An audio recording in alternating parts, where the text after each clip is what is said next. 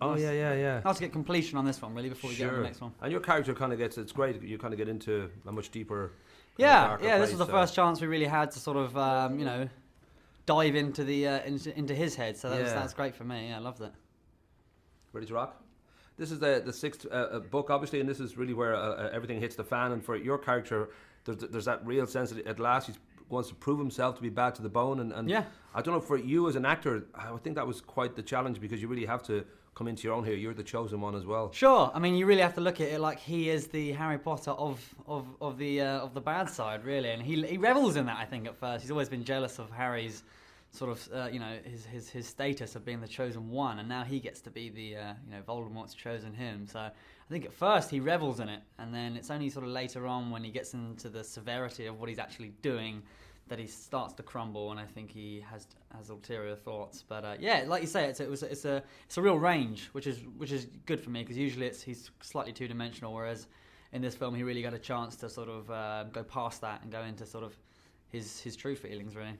You've said recently that for a while there you kind of treated it as a kind of years of taking this job for granted, and now you really feel you want to make the most of it, because you really you can kind of see the end in sight, and you want to kind of take mementos, get a lot of photographs, and there must be that sort of swell of a feeling that we can see the horizon now. We're about exactly that. I mean, it's quite daunting in a way, and quite it's a little bit scary when you think about it, and it's sad as well. That's going to be over soon. So I'm doing exactly that. I mean, I'm getting all my scripts signed. I'm getting pictures, every day, and just trying to. I mean, obviously, it's very. You're not allowed to take pictures, and you're not allowed to. So it's very limiting on what we can take mementos of. But when we're in the makeup chair and all that stuff, we always have a laugh. So getting plenty of mementos for the years to come. Well, there is that side of it too, that there's so many millions of kids out there who would just give anything to be part of this Potter world. And I don't know, for you, given the length of time that it's taken, and by the time the last film comes out in 2011, that's 10 years of films. Yeah. Whether sometimes it is just another day at the office, because it's kind of strange. Like you say, as a kid, I remember as a child we were doing. I was actually told. I remember it was during a sports day. I was doing a javelin tournament, and my teacher came up to me and told me that my mum had a phone call for me, and she told me then and there that I have the part of Draco, which I was obviously happy about, but I had no idea it was going to be. I was still going to be there 9 years on, so to speak. So it's quite bizarre to think that it is almost a day at the office now, because we've done it for so long. But at first, I had no idea quite what we were getting into. But yeah, I mean, it's certainly a very exciting day at the office if it is. I was going to say too, your work outside of Harry Potter, you've been fairly kind of relatively quiet. You had Home from Twins in '99, then they disappeared last year, and you've 13 Hours, I think, this year, and Emma of Lulworth Cove, I think, this year. Yeah, there's lots of projects. Emma of Lulworth Cove, unfortunately, has sunk as of now. All right. But there are plenty of other sort of quite major budget British films. Nothing on the scale of HP, obviously, that have been really interesting scripts and stuff. So there's plenty to look forward to, and there's certainly life after Potter. So I'm not too worried about that just now. And has your attitude changed about film acting hugely, over those years? Massively. I mean, the last year, for the first 3-4 years I did it, I wasn't even that keen. I wasn't sure whether this was going to be the thing for me, so to speak.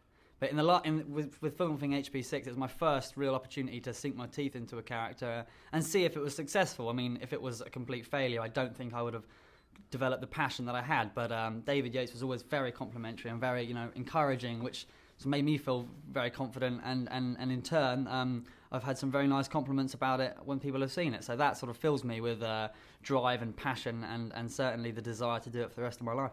Well, the one thing that would probably surprise people is that if the acting hadn't been something that you wanted to continue, certainly you seem to be very drawn to, because of one of your older brothers, the fishing industry and the fisheries management you wanted to study. Yeah. And that seems like a bizarre choice, because most kids. I know I had a lot of children saying, "What are you doing?"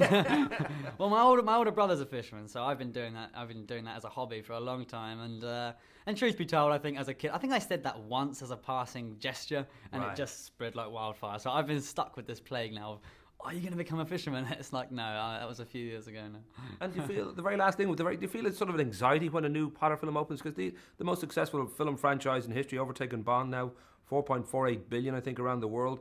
And there's no question these last 3 films are probably going to do pretty well. I don't know whether you actually feel anxious for them when you think, I really want these. Personally, yes, very much so in this one, because obviously I put quite a lot of myself into it. I mean, I won't lie, in previous ones, it's only ever been fairly two-dimensional work, so I know my performance doesn't hinder the film at all.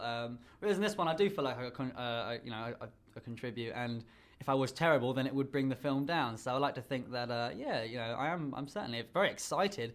Yesterday was the first chance I got to see it with a live audience, and that makes a big difference. Seeing their reactions as and when you're doing lines, and there's moments of silence on the screen. It's fantastic.